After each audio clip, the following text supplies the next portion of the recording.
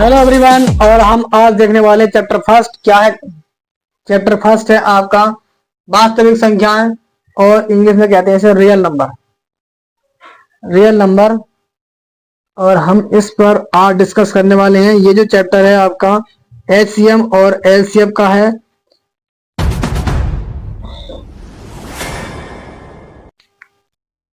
चलिए इस पर डिस्कस करते हैं क्या है आज का चैप्टर टॉपिक। एचसीएफ की फुल फॉर्म होती है इंग्लिश में हाईएस्ट कॉमन फैक्टर, और हिंदी में बोलते हैं मासा, महत्तम समावर्तक। दूसरा है एलसीएम लोएस्ट कॉमन मल्टीपल, और हिंदी में कहते हैं लासा, और लासा की फुल फॉर्म हिंदी में लेते हैं लघुत्तम समावर्तक। इसमें ये एक सूत्र है, दो संख्याओं का गुणनफल बराबर एचसीएफ गुणा एलसीएम। ये दो संख्याओं का गुणनफल बराबर, ये सूत्र है हमारा फॉर्मूला।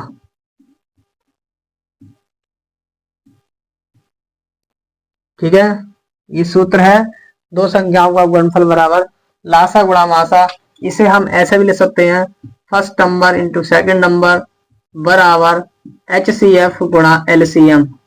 ठीक है, कभी कभी देखने को ऐसा मिलेगा एलसीएम गुणा एचसीएफ, वही मल्टीपल में है, दोनों किधर भी लिख सकते हो। चलिए इसमें पहला सवाल है, ये प्रश्नावली आपकी 1.1 का पहला क्वेश्चन है। निम्नलिखित संख्याओं के अभाज्य गुणनखंड के गुणनफल के रूप में व्यक्त कीजिए। केवल हमें कुछ नहीं करना है, केवल अभाज्य गुणनखंड के रूप में व्यक्त करना है। जैसे कि 140 है, 140 के आप पहले मल्टीपल ज्ञात कर लोगे, गुणनखंड फैक्टर कर लोगे। 2 सत्ते 14, 2 तीन 6, 2 पंजे 10, 7 पंजे 35 और 5 एकम 5। अब कितने मिले हमें गुणनखंड 140 के, वो यहाँ पर लिख दो। 140 बराबर दो बार आया है, 2 की पावर 2 लगा देंगे हम, इंटू फिर 5 और इंटू 7। केवल अभाज्य गुणनखंड करने के लिए बोला था। अभाज्य गुणनखंड इसके हमारे पास ये निकल कर आ गया, 2 की पावर 2 इंटू 5 इंटू 7। ठीक है, इसी प्रकार 156 के करोगे, ये पहले का हो गया। अब 156 के लिखोगे, 156 के गुणनखंड कितने होने वाले हैं देखो। 156 के पहले आप गुणनखंड कर लोगे, 156 को 2 से भाग कर लो। 2 सत्ते 14, 2 अट्ठे 16, 2 तीन 6, ठीक है, और 2 एम 18। देखो 13 3 39, या 13 एकम 13 कर लो एक बार, 3 से काट लो 4, 3 एकम 3 और 13 3 39। क्या गुणनखंड मिला? 2 बार है तो 2 की पावर 2 इंटू 3 एक बार है और 13 भी एक बार है। केवल अभाज्य गुणनखंड करने के लिए बोलेगा, तो हमें केवल कुछ नहीं करना है, ऐसे गुणनखंड करने हैं, और जो संख्या जितनी बार है हम उसकी उतनी पावर लगा देंगे। पावर लगाने के बाद हमारा अभाज्य गुणनखंड प्राप्त हो जाएगा। ये बाकी सवाल आप होमवर्क में कर सकते हैं, सेकंड, थर्ड और फोर्थ और फिफ्थ, ये आप होमवर्क में कर लीजिए। ठीक है, ज्यादा कुछ नहीं है, घबराने वाली बात। नीचे लिखा है क्वेश्चन नंबर 2। क्वेश्चन नंबर 2 में लिखा है पूर्णांकों के निम्नलिखित युग्म के एचसीएफ और एलसीएम हमें ज्ञात कर रहे हैं। फिर इसकी जांच भी कीजिए कि दो संख्याओं का गुणनफल बराबर लासा गुणा मासा या एचसीएफ गुणा एलसीएम होता है। ये हमें जांच बाद में करनी है, पहले क्या करना है, हमें एचसीएफ और एलसीएम फाइंड करने हैं। तो एचसीएफ और एलसीएम फाइंड करते समय किसका, ये जो पहला क्वेश्चन है इसमें लिखा है 26 और 91 का हमें क्या करना है, एचसीएफ और एलसीएम। 26 और 91 के गुणनखंड कर लेने के बाद क्या करते हैं हम, इन दोनों संख्याओं के अंदर हम देख सकते हैं क्या क्या चीज कॉमन हो रही थी। जो चीज कॉमन होती है उसे हम एक बार लिखते हैं, यानी 2 इसमें है 2 इसमें नहीं है, मगर 13 ऐसा नंबर है, वो 13 यहाँ पर भी है, तो 13 हो जाएगा एचसीएफ यानी मासा।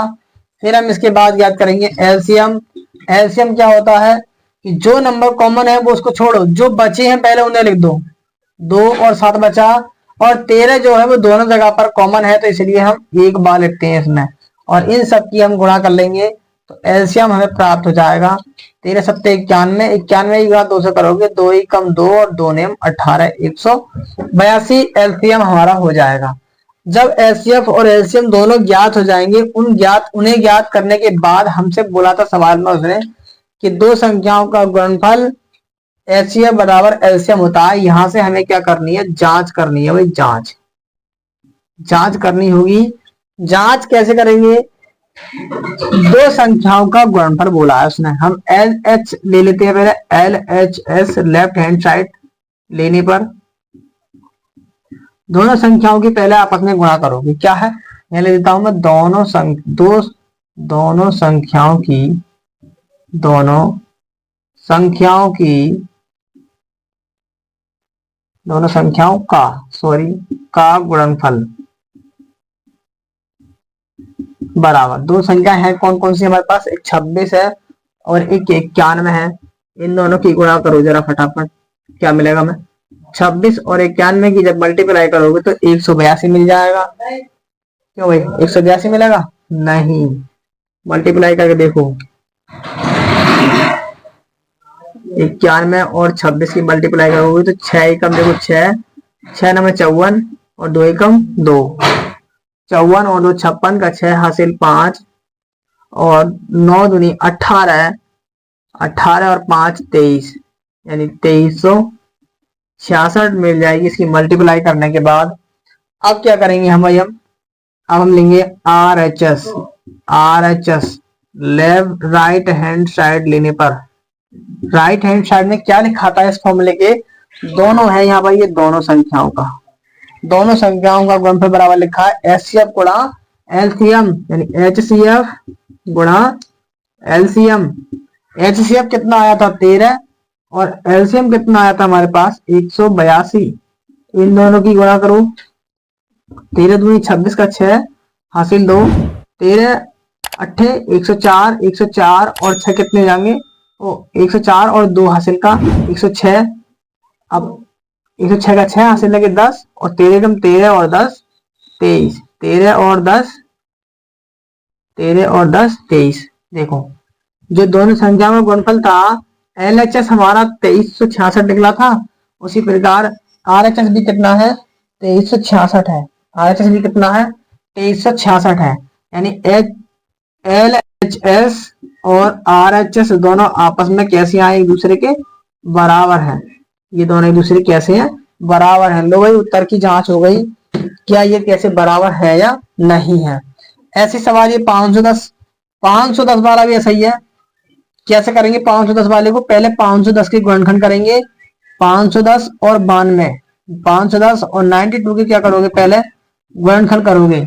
गुणनखंड जैसे मैंने ये करे थे, कैसे करेंगे, 510 को पहले से भाग विधि से काट लो, 2 दूनी 4, 2 पंजे 10, 2 पंजे 10, 5 से काट लो, 5 25, 5 एकम 5, 3 से काट लो, 3 एकम 3, 3 सत्ते 21, फिर 17 से काट लो भाई, कितने 17 से, कितना आया 2 3 5 और फिर 17, 92 काटो, 92 92 काट लेंगे हम, 2 चौक 8, 2 छिक्के 12, 2 दूनी 4, 2 तीन 6 और 23 एकम 23 हमारा अभाज्य संख्या है, इसलिए हमने डायरेक्टली 23 के पहाड़े से उड़ा दिया। देखो क्या चीज कॉमन हो रही है भाई, जो चीज कॉमन होगी वो हमारा एचसीएफ कहलाएगा। 2 यहाँ पर है, 2 यहाँ पर है, और कुछ नहीं है तो केवल 2 एचसीएफ हो जाएगा। अब यहाँ से हम एलसीएम ज्ञात करेंगे। क्या एलसीएम बताया, एलसीएम वो नंबर जो बचे, 3 बचा, 5 बचा, 17 और गुणा में ये बचे 2 और ये बचे थे 23 और एचसीएफ भी लिखा जाएगा यहाँ पर, दोनों में से एक। इन सबकी मल्टीप्लाई करोगे, मल्टीप्लाई करने के बाद जो ही नंबर आएगा क्या मिल जाएगा जरा देख लेते हैं। इनकी मल्टीप्लाई करेंगे, 2 दूनी 4, 4 पंजे 20, 20 तीन 60, 17 की गुणा 23 से कर लेंगे हम, 17 तीन 51 हासिल 5 और 17 दूनी 34, 34 और 5 39, कितने हो गए 391, गुणे में बैठेगा 60। क्या करेंगे गुणा, 0 का 0 ऐसे ही, 6 एकम 6 और 6 नमा 54 और 6 तीन 18, 5 23, 23,460, 23,460 क्या हो जाएगा अपना एलसीएम ज्ञात हो जाएगा हमारा 23,460 एलसीएम। ठीक है, अब जांच करनी होगी आपको खुद, और जांच करोगे और खुद ही ये अगला एक सवाल बचा है, ये आपके लिए है, इस सवाल को आप होमवर्क में कर लेना, ठीक है। और बताइए वीडियो पसंद आई हो, वीडियो कैसी लगी, समझ में आया कि नहीं आया, वीडियो के बारे में जरूर कमेंट करके जाना।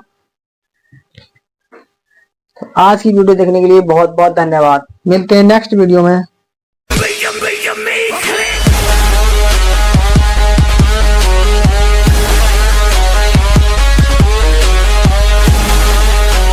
हेलो गाइस, तो कैसे हैं? देखो आज मैं आपको बता रहा हूँ विलोपन विधि हमारी चली रही थी और उसके अंदर ये एक सवाल है, ये भी बहुत इंपॉर्टेंट है। सवाल है लगभग 2025 बोर्ड एग्जाम में आने वाले। हम सभी सवालों को क्या करेंगे, इसमें डिस्कस करेंगे इसी चैनल पर। चलिए स्टार्ट करते हैं।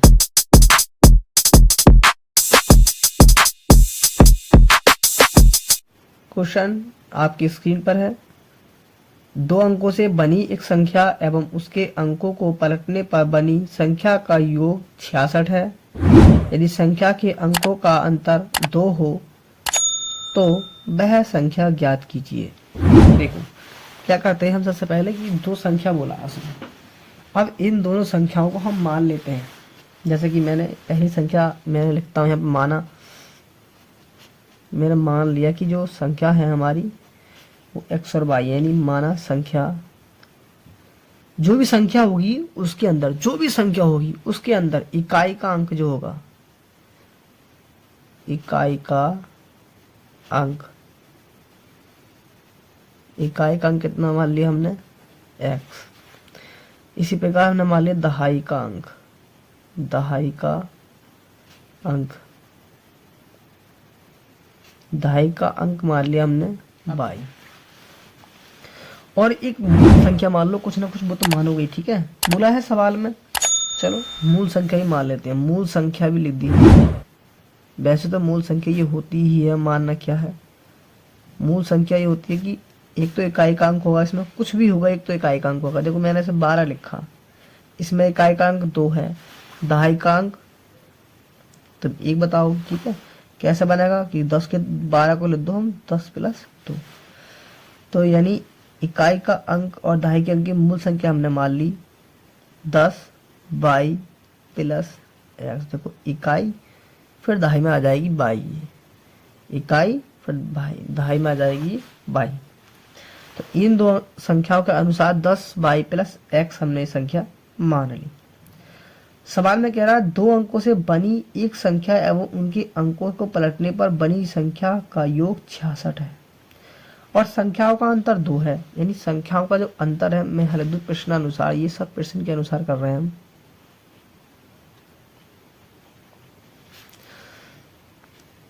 संख्याओं का अंतर कितना है, 2 है, ठीक है। और जैसे सवाल में बोला है उसके अनुसार हम करते चलेंगे।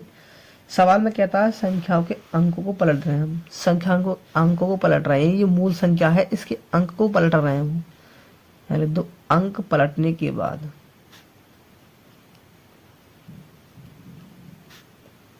पलटने पर बनी संख्या लिखो, बनी संख्या क्या हो जाएगी, 10x प्लस y। इसके अंकों को पलटा केवल x और y को, ठीक। अब जैसे क्वेश्चन में लैंग्वेज में बोला है ना, हम वैसे हम उसको करते हैं। 2 अंकों से बनी एक संख्या एवं उनके अंकों को पलटने पर बनी संख्या का योग, अंकों को पलटने पर बनी संख्या का योग, 2 अंकों की संख्या ये हो गई 10y प्लस x, ठीक है। और इसका योग जो अंकों से पलट कर बनी है संख्या, इसका, इसे जोड़ो यहाँ पर, इन दोनों का योग कितना दिया है, 66। कभी कभी सवालों के अंदर गुना बोल देगा, गुना, ठीक है। जैसे कि इस संख्या का 9 गुना, अंक को पलटने के बाद जो बस संख्या बनेगी उसका 9 गुना, तो उसमें 9 से मल्टीप्लाई कर दो, ठीक। जैसे कहेगा सवाल हम वैसे कर देंगे। अब देखो इस सॉल्व कर लो भाई, इसे इक्वेशन फर्स्ट दे दो। ये हो जाएगा 10y में से 1y जोड़ोगे तो 11y, ये जुड़ जाएगा इसमें प्लस का 11x बराबर 66। 11 कॉमन करके इसे काट दो, 11 कॉमन कर लिया हमने, x प्लस y बराबर 66। 11 से सब भाग दे दो, 11 6 66,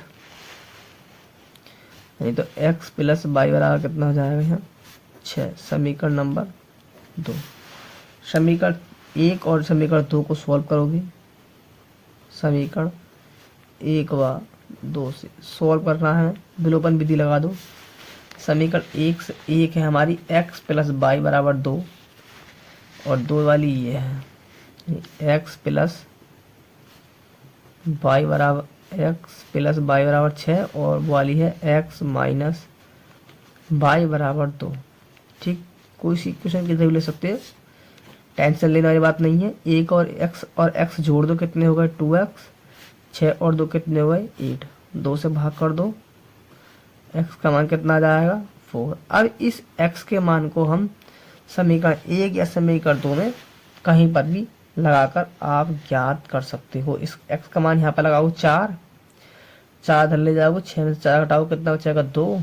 अगर इसमें रखोगे, यहाँ रखोगे कितना 4, 4 धर ले जाओगे कितना बचेगा 2 में से 4 घटाओ तो माइनस के 2, माइनस से माइनस कैंसिल हो जाएगा तो बाई का मान 2। इन दोनों तरफ से बाई का मान कितना निकल कर आएगा 2 ही निकल कर आएगा। मैं यहाँ लिख देता हूँ x का मान समीकरण 1 में रखने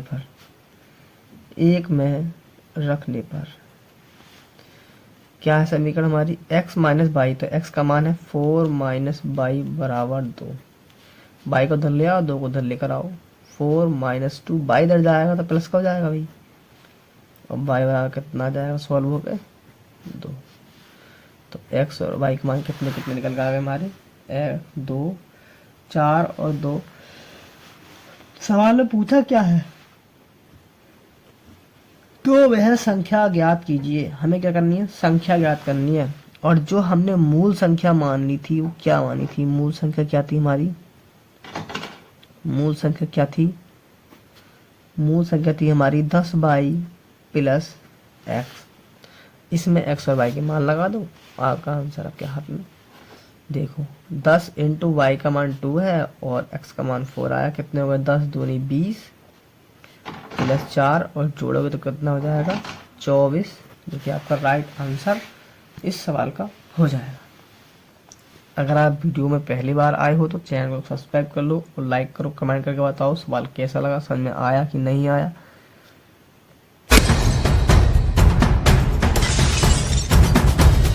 सवाल आपकी स्क्रीन पर है, सवालों को देखो ध्यान से पढ़ा करो। 2 अंकों की एक संख्या के अंकों का योग 12 है। अंकों का स्थान परस्पर बदलने से प्राप्त संख्या दी गई संख्या से 18 अधिक है। संख्या को ज्ञात करें। भाई संख्या इकाई और दहाई 2 अंकों में होती है, जैसा कि मैंने पिछले सवाल में समझाया था। एक सवाल मैंने ऐसा और लगाया था एक वीडियो में पीछे वाली में, जिसमें बताया है मैंने अंकों की इकाई का अंक और दहाई के अंक के बारे में। ठीक है, आप चाहें तो उसमें जाकर देख सकते हैं। इकाई का अंक हमने x मान लिया और दहाई का अंक हमने y मान लिया, यानी कि ये संख्या बन जाएगी हमारी इकाई का अंक फिर दहाई का अंक 10y। अब बोला अंकों को पलटने पर अंक पलट दिए हमने, इसकी x को इधर और y को इधर, ये चेंज कर दिया हमने। इकाई का अंक बना दिया y और दहाई का अंक हमारा x हो गया। अब बोला है इन संख्या के अंकों का योग 12 है, यानी जो संख्या हमने ये मानी है इनका जो योग है ना वो 12 है। 12 तो इक्वेशन फर्स्ट हो गई है, समझ में आया भाई। आगे बोला है कि उसने अंकों के स्थान पर असर बदलने से प्राप्त संख्या दी गई संख्या से 18 अधिक है। 18 जो है वो ज्यादा है इस वाली संख्या से, तो यानी बदलने से तो कोई मतलब ही नहीं हुआ। 10x प्लस y, तो ऐसे लिख दो, बराबर इस वाली संख्या से 18 ज्यादा है, यानी 10y प्लस x प्लस कितना ज्यादा है इससे 18, ऐसे लिख लो। आया समझ में। अब इसे सॉल्व कर लो।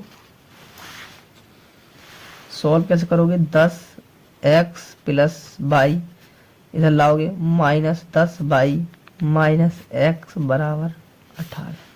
ये 10 में से x घटाओगे तो बचेगा 9x, यहाँ घटाओगे तो बचेगा माइनस के 9y और बराबर 18। 9 कॉमन करोगे तो बचेगा x माइनस y बराबर 18। 9 से इसे भाग कर दोगे, 9 दूनी 18, यानी x माइनस y बराबर आएगा 2। अब क्या करोगे भाई, इसमें समीकरण 1 और समीकरण 2 को हल करोगे विलोपन विधि से। समीकरण 1 ये लिखा है x प्लस वाई बराबर 12 और दूसरी लिखिए x माइनस वाई बराबर 2। तो समीकरण देखो समझ में आ गए होंगे अब, ठीक है। सवाल समझ में आपके आ चुके होंगे किस तरीके से इन अंकों के पलटने वाले सवालों को हम करते हैं। दूसरी क्वेश्चन है x माइनस वाई बराबर 2। जब साइन चेंज करने की कोई जरूरत ही ना हो, ना मल्टीप्लाई करने की जरूरत हो, तो पहले से एक्स बाई कटने को रेडी बैठा है, यहाँ पर काट दो, एक्स और एक्स को जोड़ दो, 2x, ये कितना होगा 14x, 14 केवल 2 से भाग कर दो, तो x का कितना हो जाएगा 2 सत्ते, और x का मान 7। x का मान समीकरण 1 या समीकरण 2 आप किसी में लगा सकते हो और आपको y का मान मिल जाएगा। यानी मैं यहाँ लिख देता हूँ x का मान समीकरण 1 में रखने पर, अरे 1 में तो बार बार रखते हैं हम, इस बार चलो आपको 2 में रख कर दिखा देते हैं, कभी आपको डर लगे। देखो दूसरी क्वेश्चन है हमारी x माइनस वाई बराबर 2 है, ये है, और x का मान हमें मिला है भी 7 है, 7 लगा दो, 7 माइनस वाई बराबर 2, y को उधर ले आओ, 2 उधर लेकर आओ, 7 माइनस 2 बराबर y, तो कितना जाएगा y बराबर 5, यानी y का मान कितना आ गया 5। संख्या हमसे ज्ञात कराई थी और संख्या हमने मानी है 10y प्लस x, इसमें लगा दो, यानी जो संख्या क्या थी 10y प्लस x, यहाँ पे सबके मान लगाओ, 10 इंटू y का मान 5 और x का मान 7, इसकी मल्टीप्लाई करोगे 10 पंजे 50 प्लस 7 कितने हो गए 57 हो गया, और 57 इसकी क्या हो गई संख्या हो गई। समझ में आ गया सवाल भाई? सवाल समझ में आया? सवाल आपकी स्क्रीन पर है। सवाल में लिखा है 1 भिन्न 1/3 हो जाती है जब उसके अंश में 1 जोड़ दिया जाता है, और वह 1/4 हो जाती है जब उसके हर से 1 घटा दिया जाता है। वह भिन्न ज्ञात कीजिए, हमको भिन्न ज्ञात करनी है भाई। जो यहाँ पर लिखा है ना बच्चों, कॉपी पर सवाल जो लिखा है ये मत देखो, स्क्रीन पे आ रहा है आपके सवाल, उसे पढ़ो, और सवाल को पढ़ना बहुत ही ज़्यादा जरूरी होता है, इस बात को समझा करो। बोला है 1 भिन्न 1/3 हो जाती है, कब होती है? पहले भिन्न तो पता कर लो भाई, है? जब भिन्न ही ना पता होगी तो कैसे करोगे 1/3 और 1/2 है? पहले ये वाली बात हम मान ले रहे हैं, चलो ठीक है, माना भिन्न, हमने मान ली x/y, हमेशा भिन्न x/y के रूप में लिखी जाती है, उसी को हम भिन्न कहते हैं। अब देखो बोला है 1 भिन्न 1/3 हो जाती है, 1/3 पहले ही हो रही है, वो कब हो रही है? जब उसके अंश में 1 जोड़ दिया जाता है। भाई पहले पार्ट को बोलते हैं हम अंश, इसे बोलते हैं हम अंश, और नीचे वाली संख्या को बोलते हैं हम हर, अंश बटे हर, न्यूमिनेटर अपॉन डिनोमिनेटर। तो देखो अंश में 1 जोड़ रहा है तो x प्लस 1 कर रहा है, बटे में y का कोई मतलब ही नहीं है, तो भिन्न कितनी हो जाती है हमारी 1/3 हो जाती है। सॉल्व कर लो इसे, पहले 3 की मल्टीप्लाई इधर कर लो, 3x प्लस 3 बराबर y को भी इधर ले लो भाई, 3x प्लस y वो माइनस का हो जाएगा, ठीक है, इधर आएगा तो माइनस का y, और प्लस 3 बराबर 0, इक्वेशन फर्स्ट। आगे सवाल पढ़ लो, आगे सवाल पढ़ लो, सवाल पढ़ लो। लिखा और वह 1/4 हो जाती है जब इसके हर से 1 घटा दिया जाता है, हर से 1 घटा रहे हैं तो 1/4 हो रही है भाई, यही लिखा है सब सवाल में। तथा हर क्या है हमारा y है, y से 1 घटा रहे हैं तो भिन्न 1/4 हो जाती है। 4 की इधर गुणा करो, 4x बराबर y minus 1, 4x minus y plus 1 बराबर 0, इक्वेशन सेकंड। अब इक्वेशन फर्स्ट और इक्वेशन सेकंड को हल करोगे और समीकरण से क्या करोगे, एक्स वाई का मान निकालेंगे भाई, एक्स वाई का मान समीकरण 1 और समीकरण 2 को हल करने पर समीकरण 1/2 से 1 है हमारी 3x माइनस वाई प्लस 3 बराबर 0, और दूसरी है 4x माइनस वाई प्लस 1 बराबर 0। देखो कैसे करोगे, देखो बाई समान है, इसमें बाई एक बराबर है तो बाई एक प्लस की बना लो, एक माइनस की, हट से आंसर आ जाएगा। तो यहाँ लगाओ प्लस का चिन्ह, यहाँ लगाओ माइनस का चिन्ह, यहाँ लगाओगे माइनस का चिन्ह। अब करो सॉल्व, ये बाई से बाई कैंसिल हो गया। अब यहाँ 4x में से 3x घटाओगे तो बचेगा माइनस का x। इसे सॉल्व करोगे तो यहाँ बचेगा प्लस का 2 बराबर 0। भाई 3 में से 1 गया तो 2 ही बचेगा, ठीक है। जो हम चिन्ह लगाते हैं वो देखते हैं, ये नहीं, ये भूल जाते हैं। फिर इस x को उधर ले जाओगे प्लस का हो जाएगा, तो x का मान कितना निकल कर आ जाएगा हमारे पास 2। और x का मान समीकरण 1 या समीकरण 2 में लगा दो, y का मान आपको प्राप्त हो जाएगा, ठीक है। बताऊँ मैं x का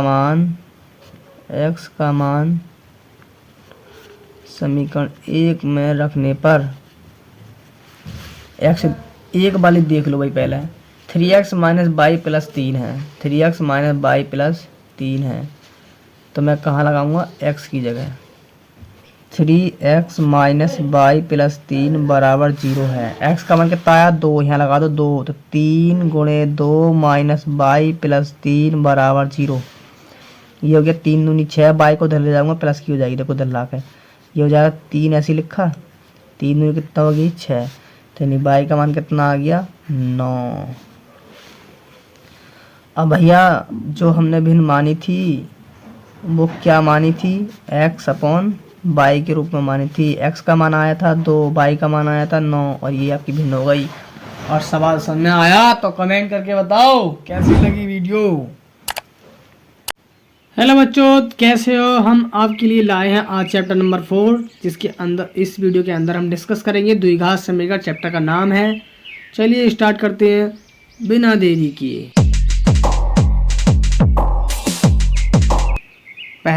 पहली बात ये समझ लीजिए कि द्विघात समीकरण के अंदर सबसे पहले होती है हमारी सर्व समीकरण, उनके बारे में डिस्कस करेंगे। दूसरा, मूल ज्ञात करने होते हैं द्विघात समीकरण के। तीसरा टॉपिक ये रहेगा आपका, जिसके अंदर आपको विभेदक के फॉर्मूले से कुछ सवालों को हल करना होगा और मूलों की प्रकृति भी बतानी पड़ेगी। तो इस वीडियो के अंदर हम मूलों की प्रकृति और द्विघात समीकरण के हल करना, गुणनखंड विधि से मूलों को ज्ञात करना, आज सब कुछ इस वीडियो के अंदर समझेंगे। और जो मैं इस वीडियो के अंदर आपको पढ़ाऊँगा केवल आपको उतना ही पढ़ना है, ठीक है। इंग्लिश में अब चलिए स्टार्ट करते हैं। सर्व समीकरण क्या होता है, द्विघात समीकरण का मानक रूप या सर्व समीकरण, ठीक है। ये याद होना चाहिए, ax square plus bx plus c बराबर 0, ये होती है आपकी द्विघात समीकरण। ये हर वक्त इस चैप्टर को करते समय हर एक बच्चों को याद होनी चाहिए। फिर हम बात करेंगे मूल और शून्यांक, यानी मूल और शून्यांक एक ही होते हैं। उसके लिए आपने पिछले चैप्टर में पढ़ रखा है कि मूलों का योगफल और मूलों का गुणनफल हम किस तरह से ज्ञात करते हैं। मूलों का योगफल का फॉर्मूला देखो, माइनस का x का गुणांक बटे x स्क्वायर का गुणांक होता है। ये पिछली वाली जो प्रश्नावली थी उसके अंदर आपने पढ़ लिया, चैप्टर नंबर 2 के अंदर, ठीक है। अब इंग्लिश में अगर आप इंग्लिश में या सरल लैंग्वेज में अगर टाइप करना चाहोगे इसे, तो मूलों का योगफल हम अल्फा बीटा से भी रिप्रेजेंट करते हैं। अल्फा बीटा क्या है, हमारे यूनानी भाषा के शब्द हैं। इसे हम फॉर्मूले को योग को अल्फा प्लस बीटा बराबर माइनस के बी बटे ए भी लिख सकते हैं। अब आप इस बात से कंफ्यूजन होंगे कि माइनस के बी बटे ए क्यों आता है, उसके बारे में भी समझाऊंगा मैं अभी। अगर आप चैनल पर नए हो तो चैनल को सब्सक्राइब कर लो। दूसरा फॉर्मूला है मूलों का गुणनफल बराबर अचर पद बटे एक्स स्क्वायर का गुणांक। अगर शॉर्ट सरल भाषा में लिखोगे तो हो जाएगा अल्फा बीटा बराबर सी बटे ए, सी बटे ए। ये जो फॉर्मूला है ये सब सरल भाषा का है। ये सी बटे ए माइनस के बी बटे ए क्यों आया, ये बात समझो। अब देखो यहाँ लिखा है एक्स का गुणांक, यहाँ एक्स स्क्वायर का गुणांक ए है, एक्स का गुणांक बी है और आचर पद हमारा सी है। अब एक्स स्क्वायर का गुणांक लिखा है तो एक्स का गुणांक यहाँ है बी, तो बी, और नीचे लिखा है एक्स स्क्वायर गुणांक ए, तो बी बटे ए। माइनस का चिन्ह इस फॉर्मूले में ही है तो माइनस का चिन्ह आ जाएगा। यहाँ लिखा अचर पद बटे एक्स स्क्वायर का गुणांक, अचर पद सी है और एक्स स्क्वायर का गुणांक ए है, तो यहाँ पर हो जाएगा सी बटे ए। आ गया समझ में। अब करते हैं विभेदकर की बात। विभेदकर का फॉर्मूला होता है डी बराबर बी स्क्वायर माइनस 4ac।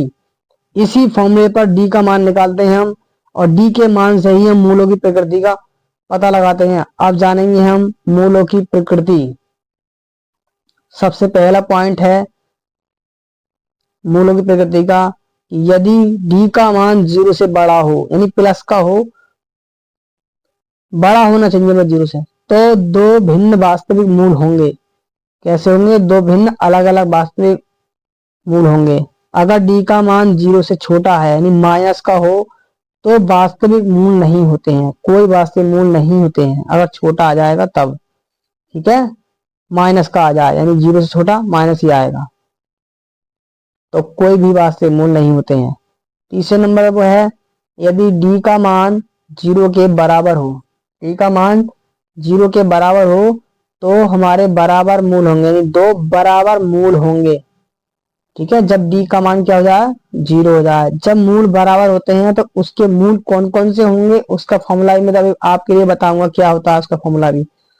देखो नीचे लिखा है मैं नोट में, मूल समान होने पर डी बराबर 0 लेते हैं, सवाल के अंदर बोले करेगा, और दोनों मूल माइनस के b/2a प्रकृति के होंगे। यानी सवाल पूरा सॉल्व करने की जरूरत नहीं होगी, माइनस के b/2a फॉर्मूला हम डायरेक्टली ये लगा सकते हैं और हमको आंसर दो मूल प्राप्त हो जाएंगे।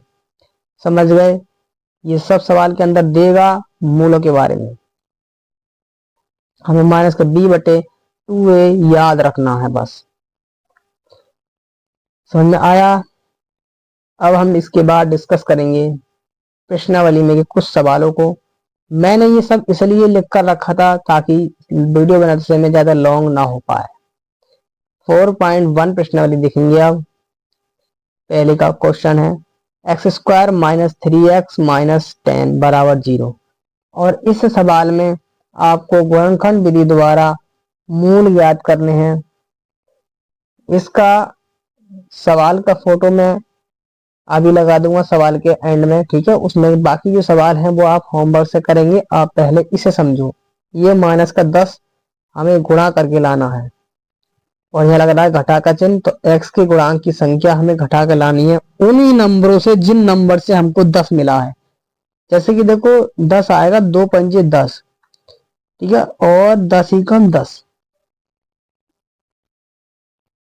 अब हम देखो हमें घटाने पे क्या 3 मिलेगा, 5 में से 2 घटाओगे 3 मिल जाएगा, ठीक, और 10 में से 1 घटाओगे तो कितना मिलेगा? 9। हमें तो 3 चाहिए बस, बाकी सब छोड़ देना है और किसी से मतलब नहीं है। अब समझो, देखो यहाँ पर 9 है, इसे नहीं लेना है, केवल 3 वाले को लेना है। तो हम लिखेंगे x² - 5 - 2 इंटू बाहर x है ऊपर, इस x को ऐसे लिख देंगे हम, -10 बराबर 0। अब अंदर x की मल्टीप्लाई करेंगे 5x, और देखो ये चिन्ह बैठा है बाहर माइनस का, तो ये भी साइन चेंज करेगा, ठीक है, तो माइनस माइनस प्लस, और 2x - 10 बराबर 0। यहाँ से दो दो को जोड़े बनाती हैं, जोड़े बनाने के बाद हम क्या करते हैं? कॉमन करते हैं, जो चीज कॉमन हो सकती है हम उस चीज को कॉमन करते हैं। इन दोनों में देखोगे तो x कॉमन हो जाएगा, x - 5 बचेगा, x बाहर चला गया, प्लस यहाँ से देखो 2 कॉमन कर लो, अंदर बचेगा x - 2 पंजे 10। जितना कॉमन हो सकता है हम उतना ही कॉमन करते हैं, ठीक है। देखो x - 5 दोनों ब्रैकेट समान है, इसे एक बार लिखो, x - 5, और जो किनारों पे बैठे होते हैं उन्हें हम एक साथ लिख देते हैं, यानी x - 5 को कॉमन करके लिख लो आप। तो इधर x - 5 और x + 2, ये दो ब्रैकेट यानी दो गुणनखंड हो गए, दोनों को 0 के बराबर रखते हैं हम। x - 5 बराबर 0 और x + 2 बराबर 0। यहाँ से देखोगे तो x बराबर 5 पहला मूल, दूसरा मूल आ जाएगा x बराबर -2। समझ गए? मूल कैसे ज्ञात कर रहे हैं हमें गुणनखंड विधि से, ठीक है। अभी मैं एक गुणनखंड विधि से और कराऊंगा सवाल जिसके अंदर हमको मूल ज्ञात करने हैं। भाव मत, समझ में आया? ये बताओ कमेंट करके। भाई कमेंट जरूर किया करो, जब वीडियो देखते हो तो कम से कम कमेंट करके तो बता ही दे करो कि हाँ वीडियो समझ में आया नहीं आया, कैसी वीडियो है, सही है गलत है, तभी तो सुधार किया जाएगा भाई। अब देखो अगला सवाल, √2x² + 7x + 5√2 बराबर 0। 5√2 बराबर 0। जगह थोड़ी कम है, मैनेज करेंगे। देखो जब भी एक्स स्क्वायर के गुणा में आपको संख्या मिलेगी तो वो लास्ट वाली संख्या से क्या करती है, गुणा करती है।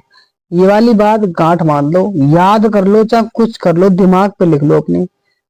√2 की गुणा जब √5√2 के साथ करोगे तो हमने ये जाना है √2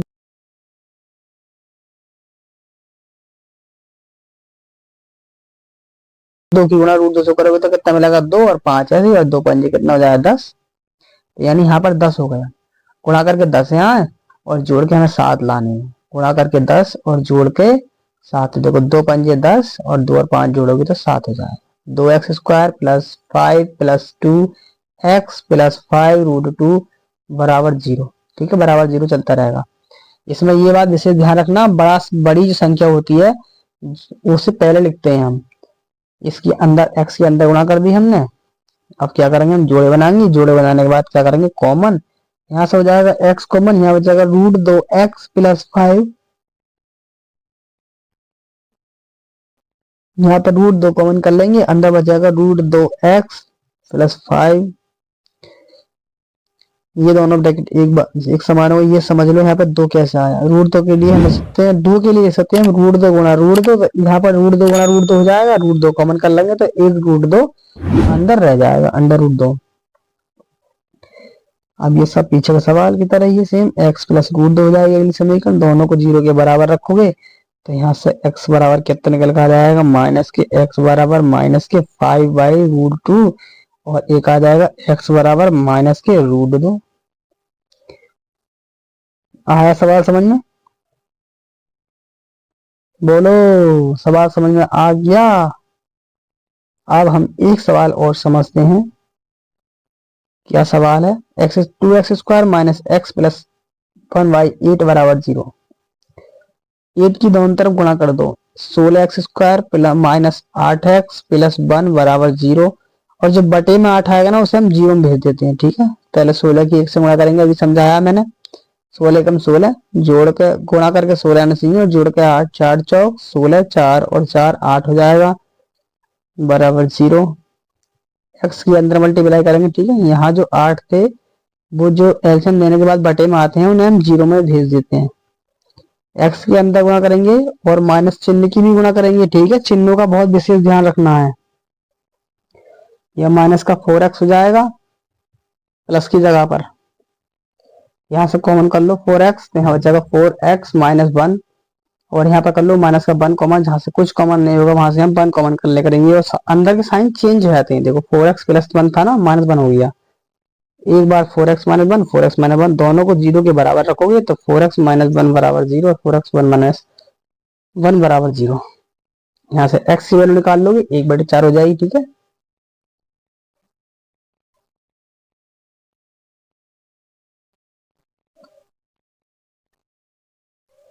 ये सब 1/4 हो जाएगा।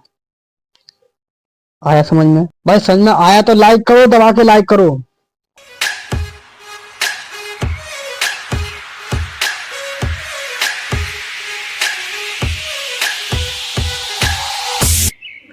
चलिए भाई क्वेश्चन पढ़ लो। एक आयताकार भूखंड क्षेत्रफल 528 मीटर स्क्वायर है। एक क्या है, आयत है। आयत जो भूखंड है वो कैसा है, आयताकार है, जिसका क्षेत्रफल दिया है हमें 528 वर्ग मीटर। क्षेत्रफल लिख लेते हैं हम 528 वर्ग मीटर। क्षेत्र की लंबाई जो है ना चौड़ाई से, लंबाई चौड़ाई से, देखो लिखा है चौड़ाई के दुगने से, तो लंबाई जो होगी वो चौड़ाई के दुगने से अधिक होगी। तो हम देखो मान लेते हैं, चौड़ाई हमें पता नहीं है तो हम चौड़ा ही मान लेते हैं। आयत की चौड़ाई कितनी हो जाएगी, हमने मान लेंगे x मीटर, हम इसकी चौड़ाई मान लेंगे। अभी ये क्वेश्चन में लिखा है कि लंबाई जो है वो चौड़ाई की चौड़ाई x हो गई। देखो क्षेत्रफल की लंबाई चौड़ाई की दुगनी से 1 मीटर अधिक है, दुगना कर दो इसका चौड़ाई का और उससे 1 ज्यादा कर दो। अधिक बोला है इसका मतलब 1 जोड़ दो उसमें 1, तो इसकी लंबाई कितनी हो जाएगी अब 2x प्लस 1, यानी आयत की लंबाई 2x प्लस 1। अब जब हमको ये लंबाइयां ज्ञात हो गई और चौड़ाई भी ज्ञात होगी तो हमें आयत का क्षेत्रफल याद होना चाहिए। आयत का क्षेत्रफल। आयत का क्षेत्रफल होता है लंबाई गुणा चौड़ाई। ठीक है, लंबाई गुणा चौड़ाई। क्षेत्रफल दिया है हमें 528 और लंबाई हमारे पास है 2x+1 और चौड़ाई हमारे पास है x। ठीक, अब क्या करेंगे, अंदर x के मल्टीप्लाई करेंगे तो 2x² प्लस 1x, 1 को लिखते नहीं हम, इधर लाओगे -528 को माइनस हो जाएगा, बराबर में हो जाएगा 0। और चैनल पर अगर नए हो तो चैनल को भाई सब्सक्राइब जरूर करो। अब क्या करेंगे, हम 2 की पहले 528 से मल्टीप्लाई करेंगे। क्या करेंगे, हम इस समीकरण के क्या करेंगे, अब गुणनखंड करेंगे। 1056 मिल जाएगा हमें। इसके 1056 हमें पहाड़ ढूंढने में दिक्कत होती है, इसलिए हम गुणनखंड कर लेते हैं, फैक्टर। इसके फैक्टर करोगे 2 से काट लेंगे हम, 2 दूनी 4, 2 छिक्के 12, 2 चौक 8, 2 एकम 2, 2 3 6, 2 दूनी 4, 2 छिक्के 12, 2 छिक्के 12, 2 3 6, 2 3 6, 3 एकम 3, 3 एकम 3, 11 एकम 11। अब इसमें 2 जैसे जोड़े बनाएंगे जिन्हें घटाने पर हमें 1 मिल जाएंगे। 2 दूनी 4, 4 दूनी 8, 8 दूनी 16, 16 दूनी 32 और देखो 32 यहाँ तक हो गया 32 और 11 तियां 33। जब 33 में से आप 32 घटाओगे तो बन जाएगा 1। तो 2x² प्लस यहाँ लिख सकते हैं हम 33 माइनस 32 x माइनस 528 बराबर 0। क्या करेंगे इधर हम x की अंदर मल्टीप्लाई करेंगे और उसके बाद हम जोड़े बनाएंगे। ठीक है, गुणनखंड करने आपको आते होंगे। और अगर वीडियो के बारे में वीडियो अगर अच्छी लगे तो कमेंट छोड़ के जरूर जाना एक भाई। ठीक है, सवाल समझ आ जाए तो कमेंट जरूर करना।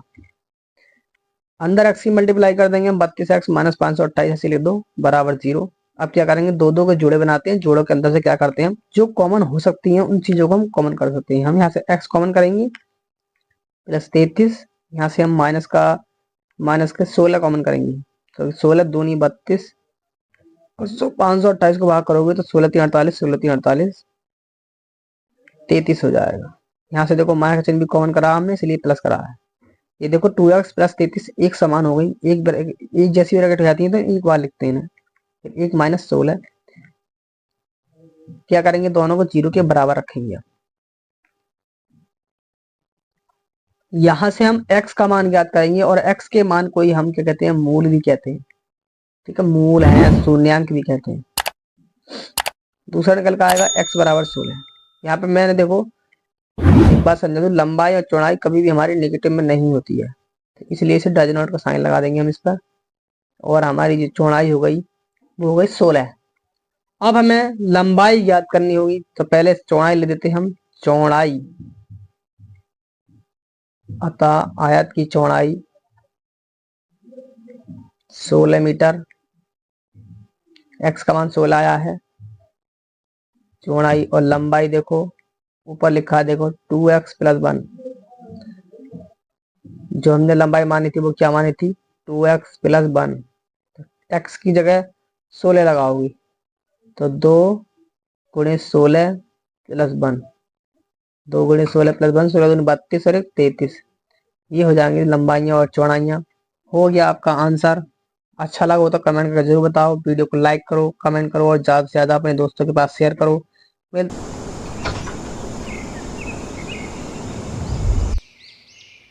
सवाल आपकी स्क्रीन पर है, सवालों को पढ़ा करो, समझा करो। ठीक, तभी सवाल कर पाओगे। पहला क्वेश्चन इसमें लिखा है, 2 क्रमागत धनात्मक पूर्णांकों का गुणनफल 306 है और हमें पूर्णांकों को ज्ञात करना है। पहले हम इस सवाल को करेंगे। क्या करेंगे हम, पहले इस सवाल के अंदर 2 क्रमागत धनात्मक पूर्णांकों को हम मान लेते हैं। 2 क्रमागत धनात्मक पूर्णांक हमारे हो जाएंगे, एक तो x और दूसरा x+1। ठीक है, दो धनात्मक क्रमागत पूर्णांक हम मान लेंगे।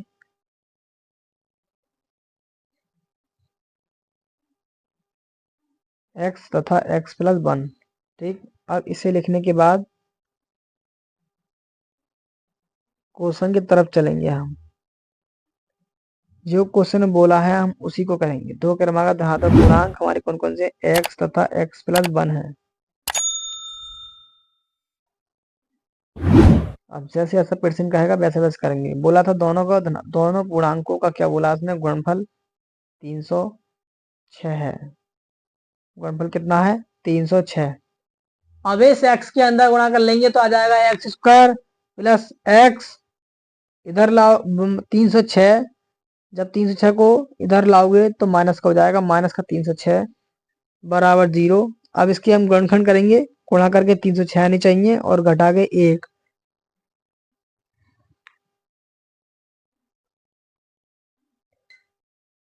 एक्स स्क्वायर ढूंढो भाई जल्दी फटाफट। ऐसी दो संख्या जिनके गुणा करने पर 306 मिले और घटाने पर 1, तो 18 और 70 है। 18 और 70, 18 में से 17 घटाओगे तो 1 मिल जाएगा।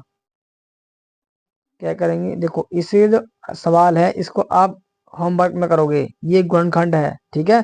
पिछली वीडियो के अंदर मैंने 3-4 सवालों को लगवाया है, 3 गुणनखंड कराए थे, एक सवाल गुणनखंड करने के लिए दिया था।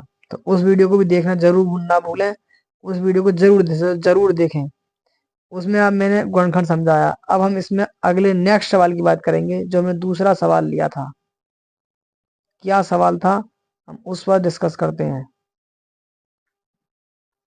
और आप इसे होमवर्क में जरूर करेंगे, ठीक है। कमेंट में एक्स के दोनों मानों को लिखकर जवाब देंगे कि ये आए थे हमारे एक्स के मान।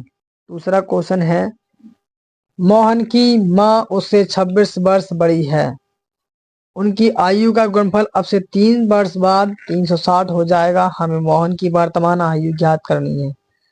तो पहले क्या करते हैं, हम मोहन या रोहन जो भी है, सोहन मोहन किसी की, हम उसकी वर्तमान आयु हमने 1 साल मान ली, यानी कि इस टाइम वो वर्तमान में x साल का होगा, x वर्ष का होगा, समझ गए। अब बोला है उसने मोहन की माँ उसे 26 वर्ष बड़ी है। भाई जितना इस टाइम मोहन या रोहन है उससे 6 साल बड़ी होगी उसकी माँ। तो इस टाइम अगर मान के चलो 20 साल का होगा और हमने उसमें 26 साल और जोड़ेंगे इसमें, तो 46 साल की उसकी माँ होगी। तो यहाँ से हम माँ की भी आयु ज्ञात कर लेंगे, कितनी हो जाएगी, x प्लस 26। तो वर्तमान वाली आयु में हम 26 को जोड़ देंगे तो माँ की आयु हमारे पास हो जाएगी। अब सवाल में बोला 3 साल बाद, अब 3 साल बाद की बात कर रहा है भाई, पहले की बात करते तो हम घटा देते 3, बाद आने वाले 3 सालों की बात कर रहा है, तो इसका मतलब कि उन 3 साल को हम मोहन की वर्तमान आयु और माँ की वर्तमान आयु दोनों की आयु में उसको 3-3 साल को हम जोड़ देंगे, तो x प्लस 3 हो जाएगी ये रोहन की आयु। इस तरीके से ही हम माँ की आयु निकाल लेंगे, रोहन की माँ की आयु 3 वर्ष बाद वाली। अगर इसी सवाल के अंदर पहले लिख देते तो हम उससे घटा देते, ठीक है। पीछे वाले को हम घटाएंगे और आगे पूछेगा तो हम उसमें जोड़ देंगे। तो x प्लस 26 में 3 जोड़ोगे तो x प्लस 26 और 3 कितने हो जाएंगे, 29 हो जाएगा, ठीक है। अब क्या करेंगे हम, अब सवाल में बोला है उन दोनों की आयु का गुणनफल 360 हो जाएगा, यानी 3 साल बाद। 3 साल बाद वाली आयु नीचे वाली है और ऊपर वाली जो है वो वर्तमान वाली है। तो 3 साल बाद वाली में हम क्या करेंगे, उन दोनों आयु का गुणनफल करने के बाद 360 के बराबर रखेंगे और अब इनकी आपस में मल्टीप्लाई कर लेंगे हम। x की x के साथ करोगे तो x स्क्वायर आएगा, x की 29 के साथ करोगे तो प्लस का 29x, इस 3 की x के साथ करोगे तो 3x और 3 की 29 के साथ मल्टीप्लाई करोगे तो आएगा 3 दूनी 27, 2 और 3 दूनी 6 और 2 8, कितना हो जाएगा 87। अब गुणा करने के बाद 387 मिल जाएगा, 360 इसके बराबर में रखा है। अब क्या करेंगे, एक्स स्क्वायर 29 और 3 को जोड़ लो, कितना हो जाएगा 32x प्लस 87 और माइनस के 306 को हम इधर ले आएंगे, 306 हो जाएगा माइनस 360। अब 360 में से 87 को घटा लेंगे हम, माइनस का बचेगा 3 और 7 बचेगा 273 बराबर 0। अब इस द्विघात समीकरण के करेंगे हम गुणनखंड। और गुणनखंड करने के बाद हम यहाँ से x के मानों को फाइंड करेंगे, यानी ज्ञात करेंगे। क्या सिखाया है हमने? गुणनखंड करके तो आना चाहिए 273 और घटाकर आना चाहिए 32। तो सबसे पहले हम इसके गुणनखंड कर लेंगे, उसके बाद हम इस पर डिस्कस करेंगे। देखो मैंने कर लिए इनकी गुणनखंड,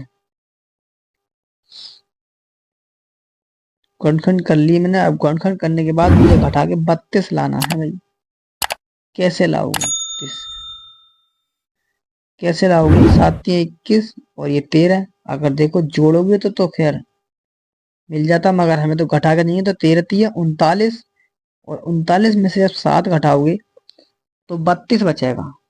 तो हमें गुणनखंड मिल गए 39 माइनस 7 इंटू एक्स माइनस 273 बराबर 0। अब यहां से हम अंदर x की गुणा कर लेंगे। 39 एक्स माइनस 7 एक्स माइनस 273 बराबर 0। दो दो के जोड़े बनाकर कॉमन करोगे। जोड़ा बनाकर कॉमन करना मैंने सिखाया। जो कॉमन हो सकता है हम केवल उसी को ही कॉमन करेंगे। यहां से कर लेंगे हम 7 कॉमन और माइनस का चिन्ह भी कॉमन करा दे, इसलिए माइनस माइनस प्लस हो जाएगा। और यहाँ 7 से इसे भाग करोगे, 7 3 21 और 7 9 63 बराबर 0। अब x प्लस 39 दोनों जगह पर सेम ब्रैकेट आई थी, इसे एक बार कॉमन कर लो और x माइनस 7 एक साथ बराबर 0। अब क्या करेंगे? हम दोनों को बराबर के 0 रखेंगे हम, और बराबर 0 रखने के बाद यहाँ से x के मानों को ज्ञात करोगे। यहाँ से आएगा माइनस का 39 जो कि माइनस का है, और ये आएगा 7। देखो कभी भी आयु माइनस में नहीं आती है, इसलिए हमने माइनस वाले को छोड़ देंगे। अतः रोहन हो चाहे मोहन हो चाहे सोहन हो, जो भी सवाल के अंदर हो घबराइए मत। वर्तमान आयु x मानी थी, x का मान 7 आ गया। और रोहन की माँ जो थी वो रोहन से 26 साल बड़ी थी, तो 26 प्लस x लिखा था हमने। उसमें क्या करेंगे? हम 26 को ऐड करेंगे और 7 भी जोड़ देंगे और बन जाएगा ये पूरा टोटल 33 वर्ष। 33 वर्ष की उसकी माँ की आयु होगी। माँ 33 साल की होंगी। तो ये रहा आपका सवाल। और अगर आपको पसंद आया हो तो कमेंट करके वीडियो जरूर बता के जाना। थैंक यू, धन्यवाद। मिलते हैं अगली नेक्स्ट वीडियो के साथ।